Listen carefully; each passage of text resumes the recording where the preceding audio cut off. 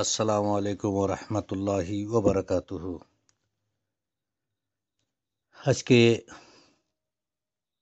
পবিত্র কোরআন শরীফ থেকে তেলাওয়াত হবে সূরাতুল বাকারার আয়াত নম্বর 143 থেকে নিয়ে 148 পর্যন্ত তেলাওয়াত হবে এবং তার সাথে সাথে বাংলা তরজমা হবে ইনশাআল্লাহ। اللهم صل على محمد وعلى آل محمد كما صليت على إبراهيم وعلى آل إبراهيم إنك حميد مجيد.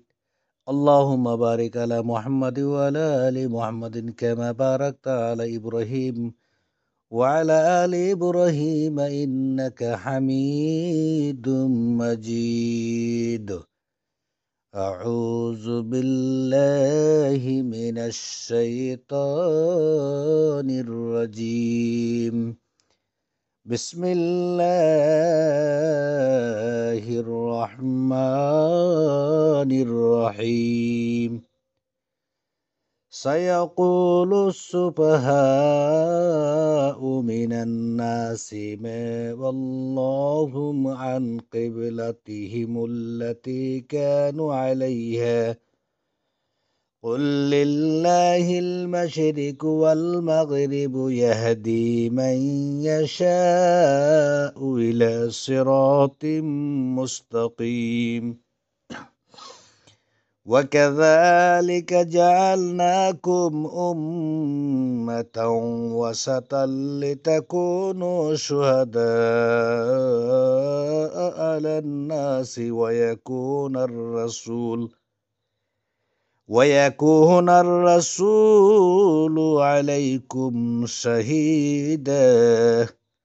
وما جعلنا القبلة التي كنت عليها إلا لنعلم من يتبع الرسول ممن ينقلب على عاقبيه وإن كانت لكبيرة إلا على الذين هدى الله وما كان الله ليضيع إيمانكم إن الله بالناس لرؤوف رحيم. قد نرى تقلب وجهك في السماء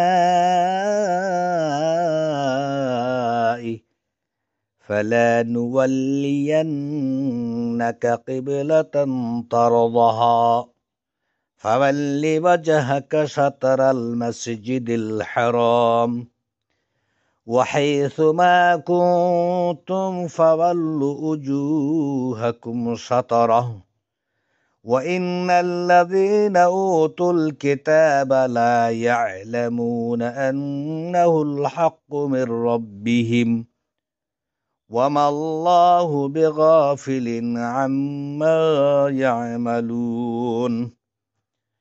ولئن أتيت الذين أوتوا الكتاب بكل آيات ما تبعوا قبلتك وما أنت بتابع قبلتهم وما بعضهم بتابع قبلة بعض ولئن اتبعت أهواءهم من بعد ما جاءك من العلم إنك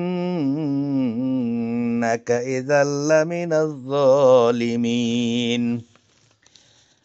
الذين آتيناهم الكتاب يعرفونه كما يعرفون أبناءهم وإن فريقا منهم ليكتمون الحق وهم يعلمون.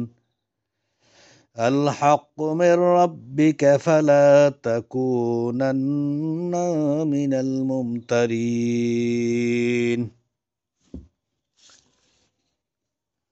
অচিরেই নির্বোধ লোকেরা বলবে, কিসে তাদেরকে তাদের কিবলা থেকে ফেরালো যার উপর তারা ছিল? বলো, পূর্ব ও পশ্চিম আল্লাহরই, তিনি যাকে চান সোজা পথ দেখান। আর এভাবেই আমি তোমাদেরকে মধ্যপন্থী উম্মত বানিয়েছি, যাতে তোমরা মানুষের উপর সাক্ষী হও এবং রাসূল সাক্ষী হন তোমাদের উপর। আর যে কিবলার উপর তুমি ছিলে তাকে কেবল এজন্যই নির্ধারণ করেছিলাম যাতে আমি জেনে নেই যে কে রাসূলকে অনুসরণ করে এবং কে তার পেছনে ফিরে যায়, যদিও তা অতি কঠিন অন্যান্যদের কাছে, তাদের ছাড়া যাদেরকে আল্লাহ হেদায়েত করেছেন। এবং আল্লাহ এমন নন যে তিনি তোমাদের ঈমানকে বিনষ্ট করবেন। নিশ্চয় আল্লাহ মানুষের প্রতি অত্যন্ত স্নেহশীল, পরম দয়ালু। আকাশের দিকে বারবার তোমার মুখ ফিরানো আমি অবশ্যই দেখছি, অতএব আমি অবশ্যই তোমাকে এমন কিবলার দিকে ফিরাবো যা তুমি পছন্দ করো। সুতরাং তোমার চেহারা মসজিদুল হারামের দিকে ফিরাও এবং তোমরা যেখানেই থাকো তার দিকেই তোমাদের চেহারা ফিরাও। আর নিশ্চয় যারা কিতাব প্রাপ্ত হয়েছে তারা অবশ্যই জানে যে তা তাদের রবের পক্ষ থেকে সত্য, এবং তারা যা করে সে ব্যাপারে আল্লাহ গাফিল নয়।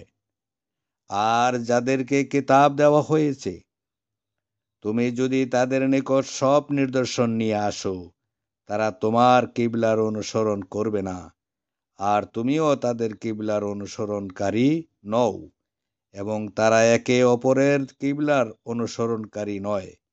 আর যদি তুমি তাদের প্রবৃত্তির অনুসরণ করো তোমার নিকট জ্ঞান আসার পর, তবে নিশ্চয় তুমি তখন জালিমদের অন্তর্ভুক্ত। যাদেরকে আমি কিতাব দিয়েছি তারা তাকে চিনে, যেমন চিনে তাদের সন্তানদেরকে। আর নিশ্চয় তাদের মধ্য থেকে একটি দল সত্যকে অবশ্যই গোপন করে, অথচ তারা জানে সত্য তোমার রবের পক্ষ থেকে। সুতরাং তুমি কখনো সন্দেহ পোষণকারীদের অন্তর্ভুক্ত হইও না। আসসালামু আলাইকুম ওয়া রাহমাতুল্লাহ।